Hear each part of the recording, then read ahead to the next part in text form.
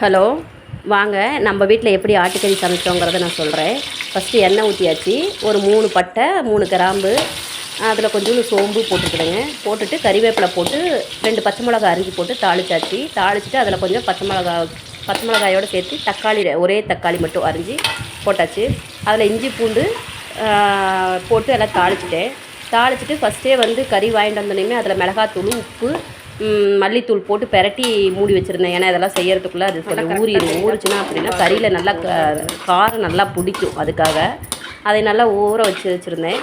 அதுக்கப்புறம் வந்துட்டு இஞ்சி பூண்டு விழுது போட்டதுக்கப்புறம் இஞ்சி பூண்டோட கறியை எடுத்து அதிலே கொட்டியாச்சு. கொட்டி உப்பு தான் ஆல்ரெடி போட்டிருந்தேன். மஞ்சத்தூள் மட்டும் அதில் கொஞ்சம் கலந்துக்கிட்டேன். மஞ்சத்தூள் போட்டு நல்லா கறியை நல்லா பெரட்டியாச்சு. இப்போ இஞ்சி பூண்டோடையே சேர்த்து நல்லா அதில் பச்சை மிளகாயும் போட்டிருக்குது, தக்காளியும் போட்டிருக்குது. அந்த எசன்ஸோடையே சேர்ந்து நல்லா கறி நல்லா பெரட்டிக்கணும். கல்லுப்பு வாங்கி இங்கே நிற்கிறாத எல்லா பக்கமும் நல்லா சுற்றியும் நல்லா கிளறி விட்டுக்கிறேன். கிளறிட்டு அதுக்கப்புறம் வந்துட்டு நம்ம அதில் வந்து மிளகாத்தூள், கொத்தமல்லி தூள் மட்டும்தாங்க. மற்றபடி வேறு எந்த தூளும் நம்ம போடக்கூடாது. தூள் போட்டோம்னா அதில் நெஞ்சை கரைச்சிக்கிட்டு அதே மாதிரியே ஏப்பம் வந்துக்கிட்டே இருக்கும். அதனால் நாங்கள் மற்றபடி எதுவுமே போடவே மாட்டோம். இது மட்டும்தான். நல்லா தாளிச்சு விட்டாச்சு. தாளிச்சு விட்டு ஃபஸ்ட்டு ஒரு கொஞ்சம் நேரம் வரைக்கும் ஒரு மூடி போட்டு ஒரு கொஞ்சம் நேரம் ஒரு 5 நிமிஷம் வரைக்கும் அந்த சாந்து பிடிக்கிற வரைக்கும் விட்டாச்சு. அது கறியில் இருக்கிற தண்ணியே வந்துட்டு நல்லா சதன்னு ஆயிடுச்சு பாருங்கள். அதுக்கு மேலே வந்து ஒரு டம்ளர் மட்டும் நம்ம தண்ணி ஊற்றணும். ஒரு டம்ளர் ஊற்றி தண்ணி வேக வச்சுருக்கிறேன்.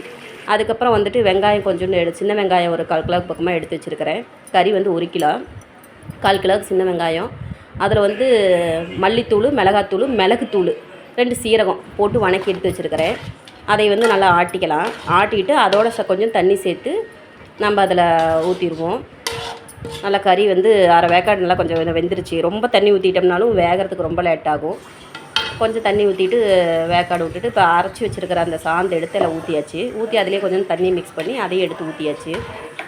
ஊற்றி நல்லா கறி அரை வேக்காடு கறி ஆல்ரெடி வெந்துருச்சுங்க. வெந்ததுக்கப்புறம் இப்போ இதை எடுத்து ஊற்றிட்டோம் பாருங்கள். நல்லா கொதிச்சிருச்சு. நல்லா இது வெந்தால் போதும். மட்டன் மசாலா, சிக்கன் மசாலா தவிர எதுவுமே போடக்கூடாது. இப்படி தான் நாங்கள் சமைப்போம்.